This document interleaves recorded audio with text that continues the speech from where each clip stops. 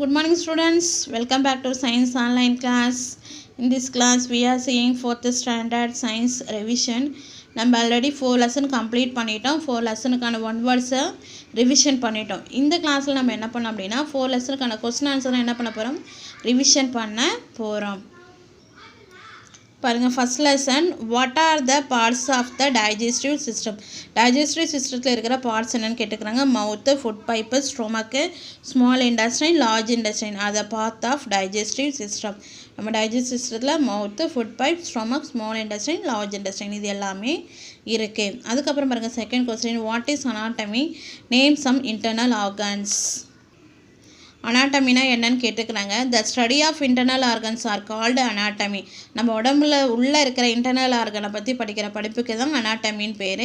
Internal organs என்னென்ன அப்படின்னா heart, kidney, lungs, kidney and brain. அதுக்கப்புறம் தேர்ட் ஒன் பாருங்கள், give some tips for oral hygienic அதாவது ரொம்ப சுத்தமாக இருக்கிறத பற்றி கேட்டிருக்கிறாங்க. ஃபஸ்ட் என்ன சொல்லுங்க, ப்ரஷ் ட்வைஸ் ஏ டே, ஒரு நாளைக்கு 2 தடவை ப்ரஷ் பண்ணணும். Use mouth wash to rinse your mouth தரோலி. Mouth wash என்ன பண்ணணும், யூஸ் பண்ணணும். Generally clean the tongue cleaner with your tongue cleaner. அதாவது நம்ம டங்க்கு என்ன பண்ணணும்னா டங் கிளீனர் வச்சு ஸ்மூத்தாக க்ளீன் பண்ணணும். அதுக்கப்புறம் பாருங்கள், fourth one what advice would you given someone which explain bad touch. யாராவது நம்மளை ஃபீல் பண்ணுறோம், இவங்க டச் பண்ணது பேடாக இருக்குது அப்படின்னா அவங்களுக்கு என்ன மாதிரி நம்ம அட்வைஸ் தருவோம். Do not blame yourself, you have not done anything wrong. நம்மளுக்குள்ளே என்ன பண்ணக்கூடாது, ப்ளேம் பண்ணிக்கக்கூடாது. அதுக்கப்புறம் எந்த ஒரு தப்பான டிசிஷனும் எடுக்கக்கூடாது. என்ன இருந்தாலும் பேரண்ட்ஸ் கிட்ட சொல்லணும். அதுக்கப்புறம் பாருங்கள், what is how is sweat form. Sweat எப்படி ஃபார்ம் ஆகுது. It is if the weather is too hot or if we exercise we sweat. The brain send the message to the body, then the body start cooling itself down by producing sweat.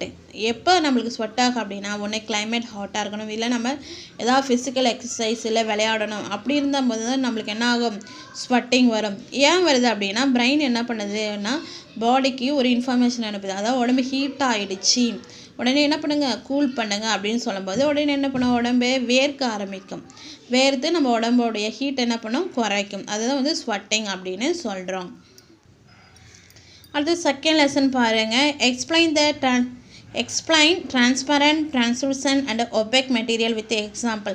Transparent, opaque, translucent என்ன அப்படின்னு கேட்டிருக்கிறாங்க. Transparent, it allow the light to pass through. Example glass. இது வழியாக light போச்சு அப்படின்னா அது transparent அப்படின்னு சொல்லுவோம். ஒப்பேக் அப்படின்னா it does not allow light to pass through them.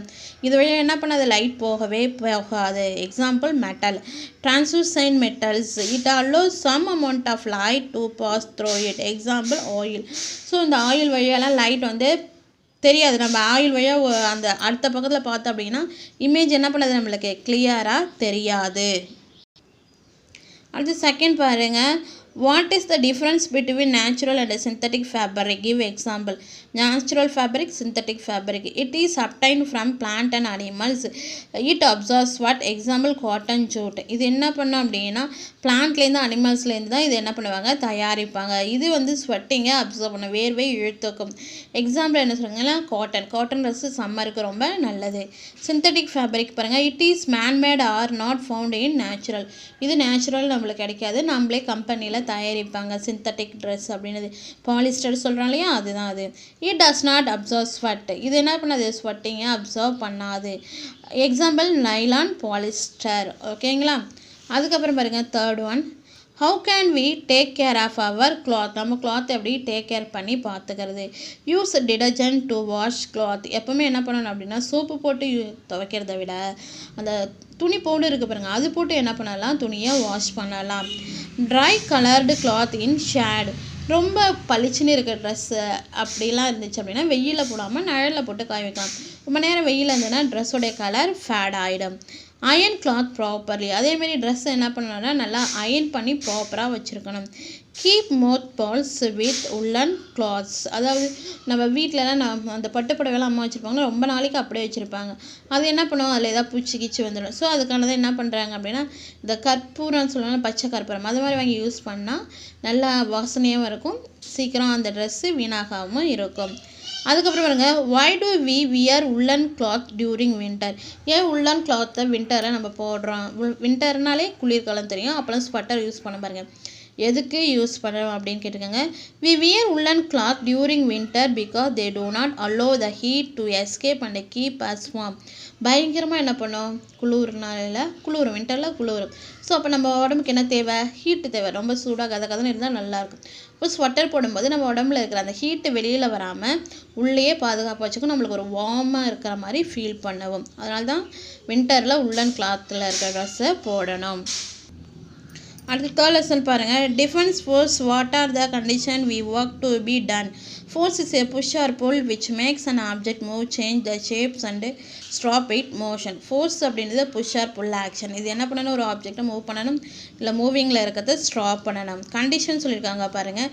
The condition of work to be done, the force should be act on object, the object should be move in the direction of force. Force அந்த object மேலே act ஆகியிருக்கணும், அந்த object என்ன ஆகியிருக்கணும், force இருக்கிற டைரக்ஷனுக்கு move ஆகி இருக்கணும். அடுத்து பாருங்கள், give two uses of friction. ஃப்ரிக்ஷன்னா என்னது, உராய்வு அப்படின்னு சொன்னோம். அதோடைய யூசஸ் கேட்டிருக்கிறாங்க. The two uses of frictions are the soles of shoes, slippers and tyres of vehicle have rough surface to increase the friction so that they do not skid or fall. அது நம்ம shoes, chappals, car டயர்ஸ்லலாம் ஒரு மாதிரி வரியாக லைனாக இருக்கும் பாருங்கள். அது ஏன் அப்படின்னா நம்மளுக்கு ஒரு கிரிப்னஸ் கொடுக்கறதுக்கு, வயவேன்னு இருந்தால் எங்கேயா போய் விழுந்துடும். ஸோ கிரிப்னஸாக இருக்கிறதுக்காக தான் அது இருக்குது. அதுக்கப்புறம் இந்த place where childrens play in generally filled with sand to prevent them for getting hurt. அதாவது இந்த குழந்தைங்க விளையாடுறதுலாம் நிறைய மண்ணாக இருக்கும். ஏன் அப்படின்னா ரொம்ப வயவேன்னு தரையில் விளையாண்டாங்கன்னா கண்டிப்பாக என்ன பண்ணுவாங்க, கீழே விழுந்துருவாங்க. இதே மண்ணு தெரியாதுன்னா அவ்வளோவா அடிபடாது. ஓகேங்களா. அதுக்கப்புறம் பாருங்கள், what are fossil fuel? Fossil ஃபியூவல்ஸ்னால் என்ன கேட்டிருக்காங்க. Fossil fuels are the sources of energy formed from the accumulator remains of living organism that were buried billions of years echo.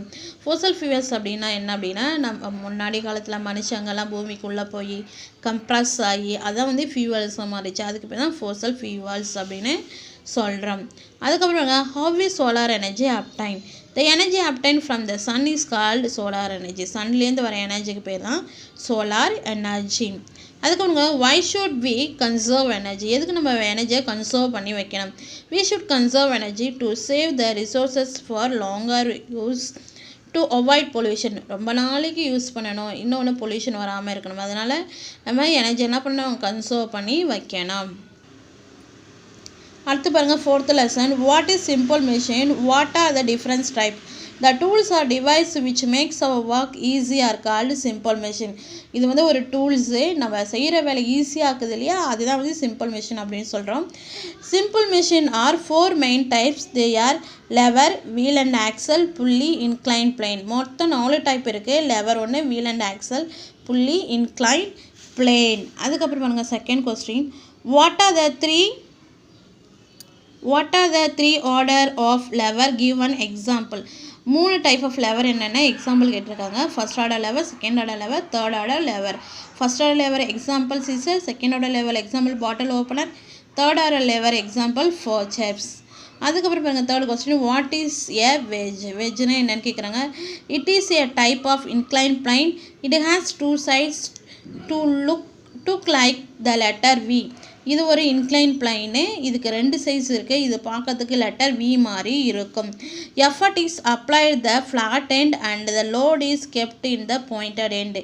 So இதில் இந்த மேலே இருக்க எண்டில் தான் எஃபெக்ட் ஆக்ட் ஆகும், இங்கே கீழே தான் வந்து லோடு ஆக்ட் ஆகும். ஓகேங்களா. அடுத்து லாஸ்ட் கொஸ்டின். ஹவு டஸ் த புள்ளி மேக்ஸ் அவர் ஒர்க் ஈஸி? புள்ளி எப்படி நம்மளோட வேலையை ஈஸியாகுது? A pulley is a grooved wheels, it makes our work easy by change the direction of force. புள்ளின்றது என்னென்னா க்ரௌடு வீல்ஸ். இது என்ன பண்ணோம் அப்படின்னா நம்மளுடைய ஒர்க் எப்படி ஈஸியாகுன்னா அந்த டேரக்ஷன், அந்த ஃபோர்ஸோடைய டேரக்ஷன் என்ன பண்ணிடும், மாற்றிடும். அதுதான் அது change the direction of force அப்படின்றது. ஸோ இதோட நம்ம ரிவிஷனை முடிச்சிட்டோம். 4 லெசனுக்கான 1 வேர்டை முடிச்சிட்டோம், கொஸ்டின் ஆன்சரையும் முடிச்சிட்டோம். நம்ம ஆல்ரெடி 3rd லெசனுக்கான கொஸ்டின் ஆன்சர் 1 வேர்டெல்லாம் நான் சென்ட் பண்ணேன் ப்ரீவியஸ் கிளாஸில். பட் கம்மியாக தான் எழுதி அனுப்பியிருக்கிறாங்க. இன்றைக்கி வந்து நான் என்ன பண்ணுவேன் அப்படின்னா இந்த 4th லெசனுக்கான கொஸ்டின் ஆன்சரையும் இதில் இருக்கிற 1 வேர்ட்ஸையும் உங்களுக்கு ஃபோட்டோ காப்பி பிடிச்சி அனுப்புகிறேன். நீங்கள் ரைட் பண்ணிக்கோங்க.